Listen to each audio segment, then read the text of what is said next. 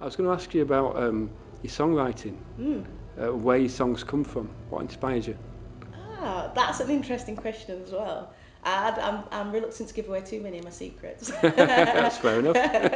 But I like to be honest actually about this sort of thing because a lot of people give a sort of you see an obvious answer to it, and I don't really have an obvious answer. The way that I write my songs, that I just make stuff up sometimes.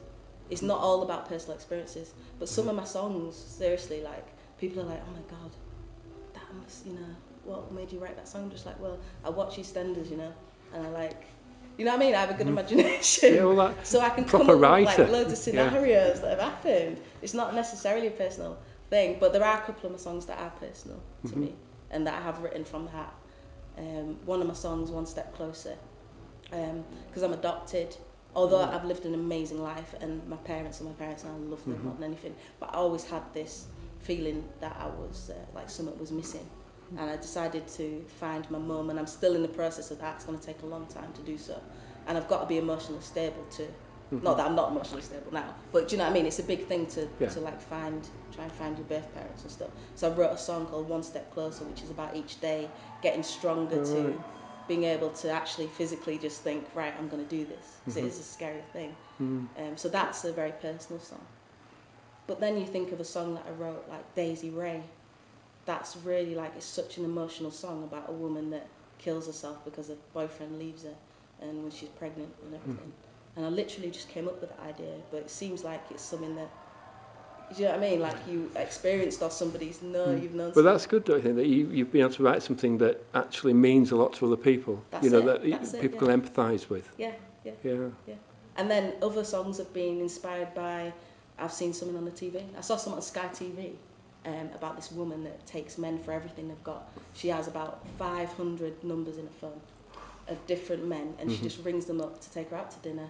And then what she does is she goes and powders her nose, right? Yeah. But she sneaks out the back, and they're left there in the restaurant, and she calls the other guy, "You're going to take me to so-and-so?" And I just thought what I was going to do is write a song about how that woman loves to do that, not how bad or naughty that is. No, the thrill of it. Yeah, because there are some people do love that. So I wrote a song called "100 Numbers" about how she loves it, and she's got 100 numbers in her phone, and she loves that.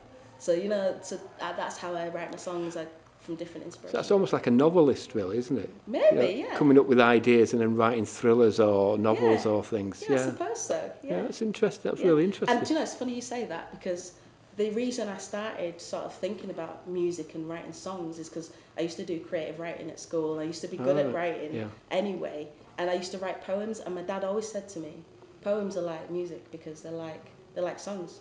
Songs are poems, and he always said, "I'll teach you to play guitar," and he taught me, and then he'd like put that to music, sing that, and that's how it happened. That's how it started. And I was like, oh my god, because you've got repetition sometimes, or you've got like a structure, which is like a song is, so yeah, that's really good. That's really interesting. Is there anything else you want to tell us? Really, I think everything's in there. Just about we've got the EP coming out, like I said, and that'll be coming out. I should say actually, there's a date, 17th of June, because that's when we're first playing at Beverley. Oh, excellent. So that'll be available from then, and it'll be available on jessgardham.co.uk as well, and all our gig details. We've got loads of videos on YouTube now, which we didn't have before. All right. So if anybody wants to have a look more about music, check out our YouTube videos, because we've got some really good sounding stuff on there. Yeah, and get down to your gigs, obviously. Yeah, get down to the gigs. We've got plenty going on, and more so in the future, so it'll be good. Fantastic. Well, it's been a wonderful interview. It's been really interesting. Thank you ever so much. I'm sure I'll bump into you at Beverley and Limetree as well. We will, thank you. Excellent.